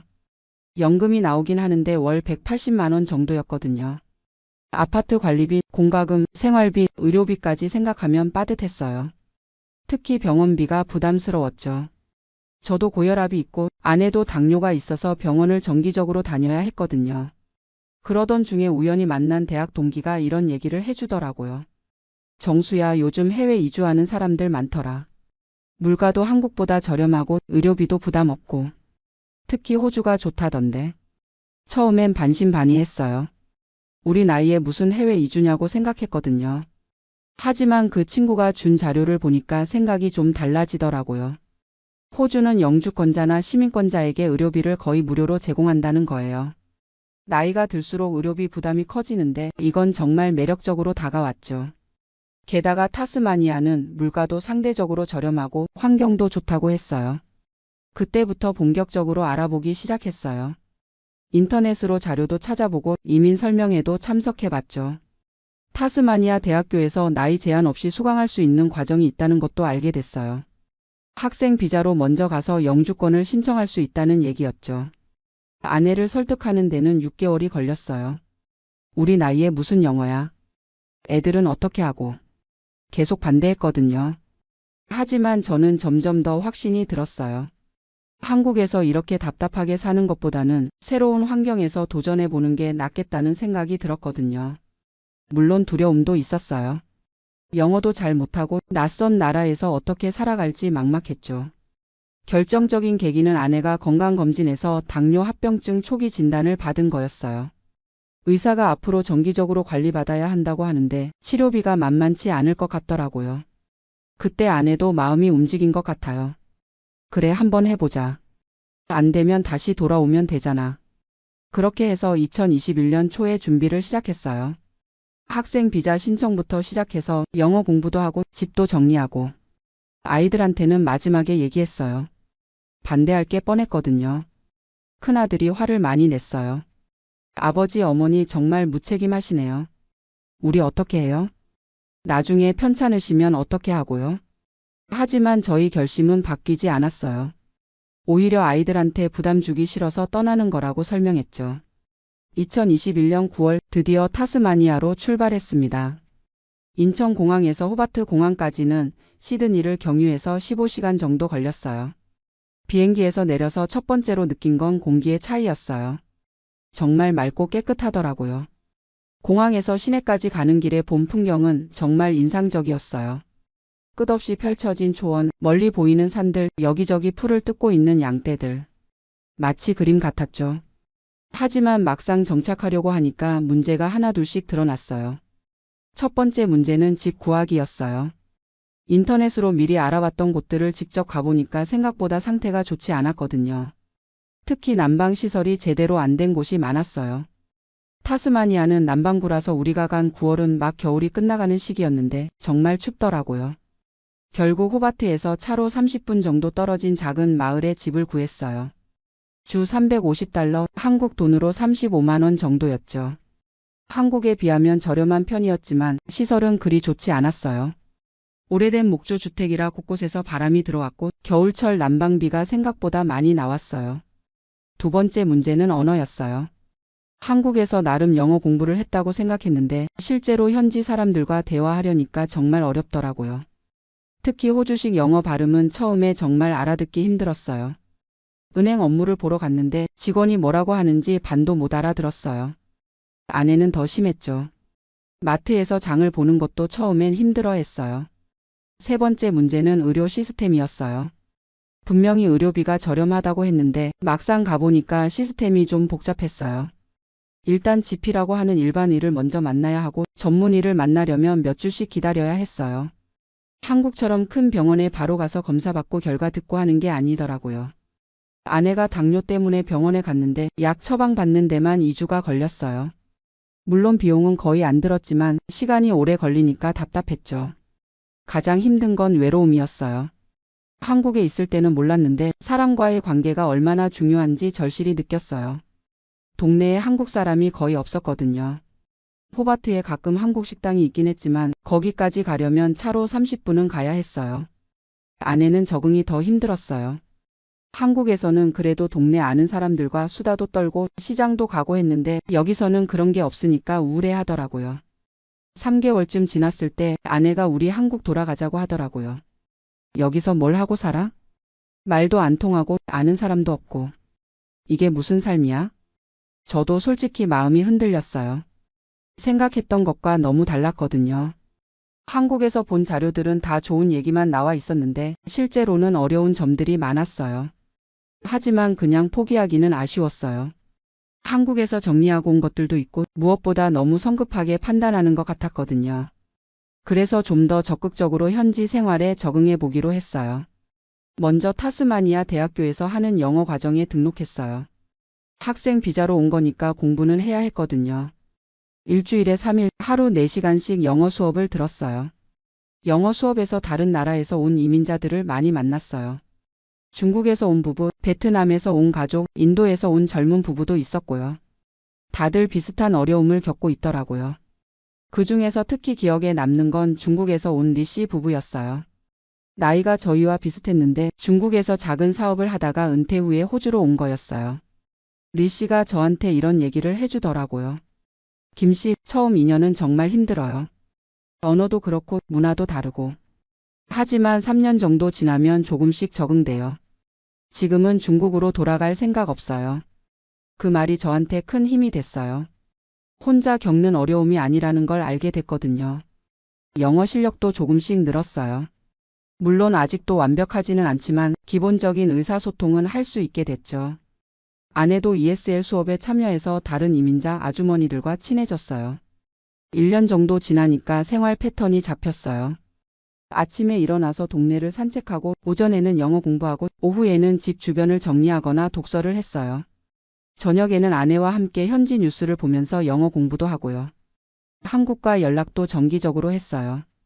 아이들과는 일주일에 한 번씩 화상통화를 했고 친구들과는 카카오톡으로 안부를 주고받았죠. 2년째가 되니까 영주권 신청을 할 수 있게 됐어요. 학생 비자로 2년을 채우고 영어 시험도 통과하고 건강검진도 받고 복잡한 절차였지만 어떻게든 해냈어요. 영주권을 받고 나니까 마음이 좀 편해졌어요. 이제 정말 이곳 사람이 된 것 같은 기분이었거든요.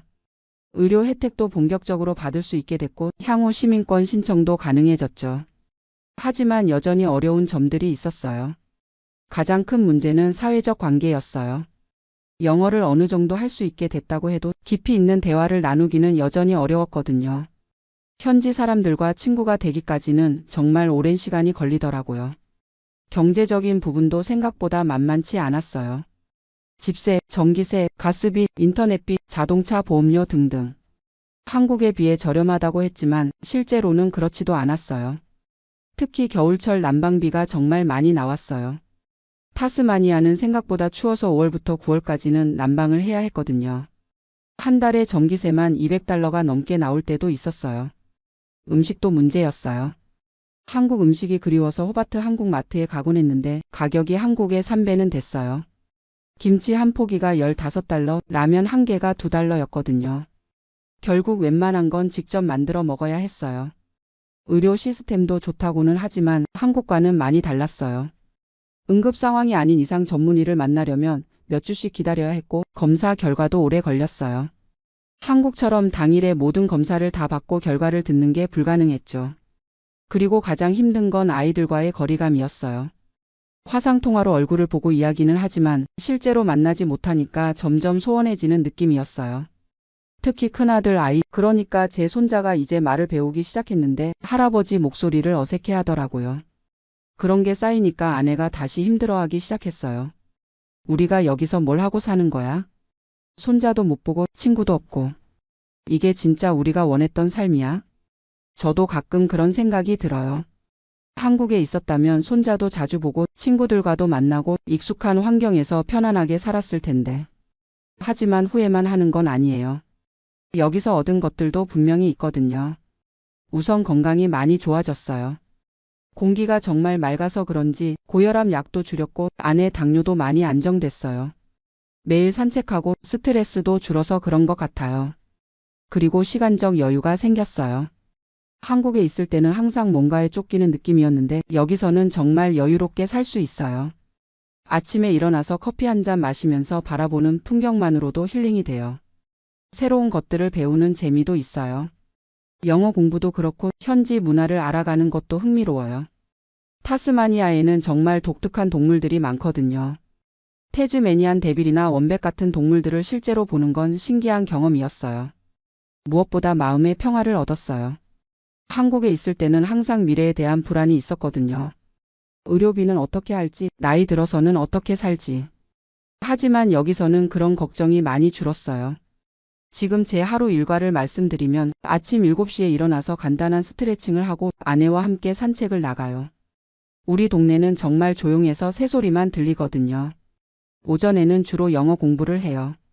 온라인 강의도 듣고 현지 신문도 읽어보고요. 점심은 간단히 해결하고 오후에는 집 주변 정원을 가꾸거나 독서를 해요. 일주일에 2번 정도는 호바트에 나가서 장을 보고 도서관도 가고 가끔 영화도 봐요. 한 달에 1번 정도는 타스마니아 곳곳을 여행해요. 렌터카를 빌려서 이곳저곳 돌아다니는 재미가 쏠쏠해요. 하지만 솔직히 말씀드리면 이런 생활이 모든 사람에게 맞는 건 아닌 것 같아요. 첫째로 경제적인 준비가 충분해야 해요. 저희는 한국에서 아파트를 팔아서 어느 정도 목돈을 마련했지만 그래도 생활비가 만만치 않거든요. 특히 의료비는 저렴하다고 하지만 치과나 안과 같은 건 여전히 비싸요. 둘째로 언어적인 부분을 간과하면 안 돼요. 기본적인 영어 실력 없이는 정말 힘들어요. 저희도 아직 완벽하지 않아서 가끔 답답할 때가 있거든요. 셋째로 사회적 관계에 대한 고민을 많이 해봐야 해요. 혼자 있는 시간이 많아지고 깊이 있는 대화를 나눌 사람이 제한적이에요.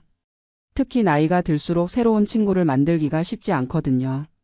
넷째로 가족과의 관계 변화를 받아들일 수 있어야 해요. 아무리 화상통화를 해도 실제로 만나는 것과는 달라요. 특히 손자, 손녀들과의 관계는 시간이 지날수록 어색해져요. 그리고 가장 중요한 건 정말 확실한 동기가 있어야 한다는 거예요. 단순히 한국 생활이 답답해서 정도로는 견디기 어려워요. 여기도 나름의 어려움과 제약이 있거든요. 저는 지금도 가끔 고민해요. 정말 잘한 선택이었을까? 특히 아내가 힘들어할 때는 더욱 그런 생각이 들어요. 하지만 후회하지는 않아요. 인생에서 한 번쯤은 이런 도전을 해볼 만했다고 생각해요. 비록 완벽하지는 않지만 새로운 환경에서 새로운 삶을 경험해 보는 것 자체가 의미 있었거든요. 요즘 들어서는 좀 더 현실적으로 생각해요.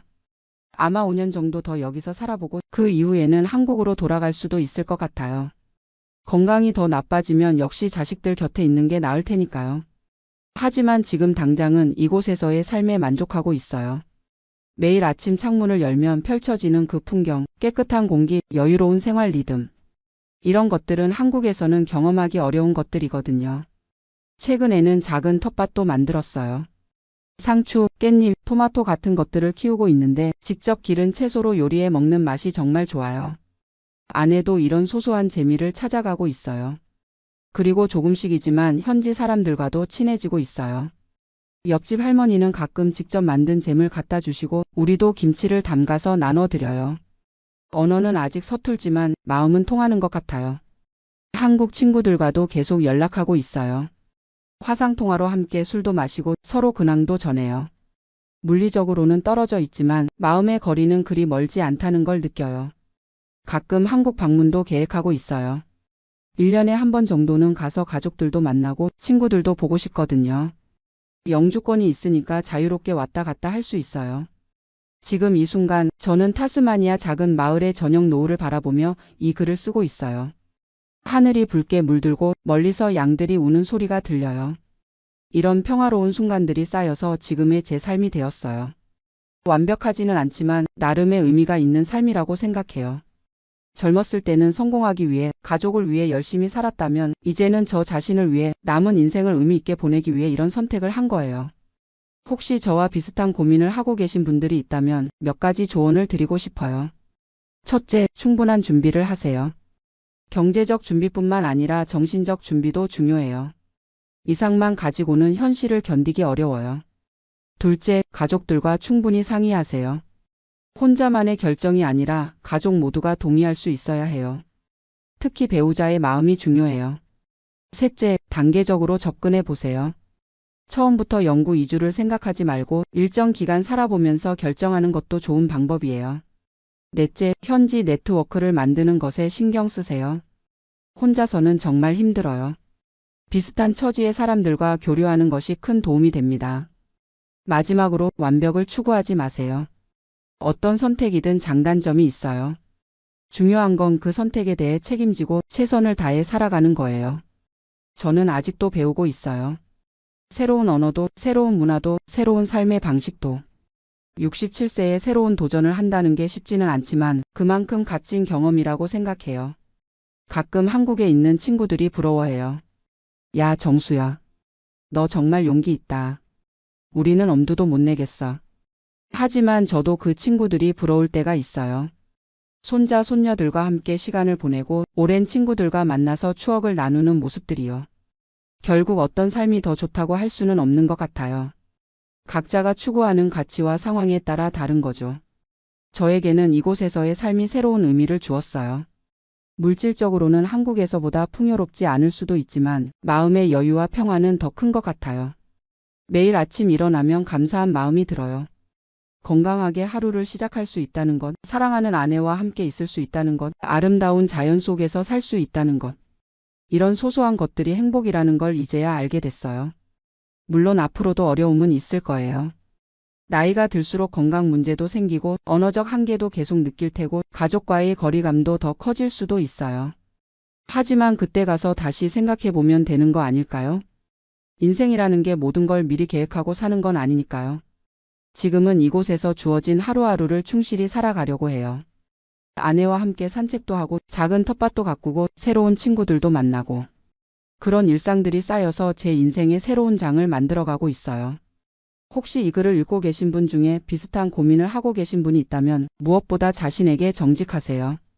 왜 그런 생각을 하게 됐는지, 정말 그것이 필요한지, 어떤 어려움이 있을 수 있는지.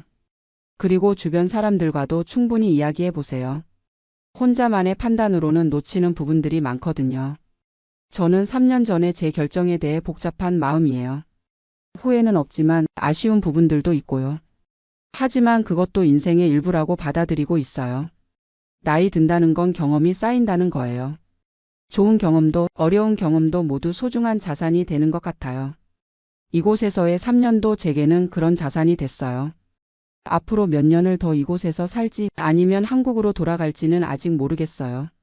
하지만 어떤 선택을 하든 지금까지의 경험들은 저에게 큰 재산이 될 거예요. 타스마니아의 밤은 정말 고요해요. 도시의 소음 없이 오직 자연의 소리만 들려와요. 그런 고요함 속에서 저는 제 인생을 되돌아보곤 해요. 67년을 살아오면서 참 많은 일들이 있었어요. 어려웠던 시절도 있었고 보람찼던 순간들도 있었고 지금 이 순간도 그런 인생의 한 페이지가 되겠죠. 언젠가는 이 경험도 추억이 될 거예요. 그때 돌이켜보면 그때 참 용기 있는 일을 했었구나라고 생각하지 않을까 싶어요. 모든 분들이 각자의 자리에서 행복하시길 바라며 저의 솔직한 이야기를 마칩니다. 긴 글 읽어주셔서 감사합니다.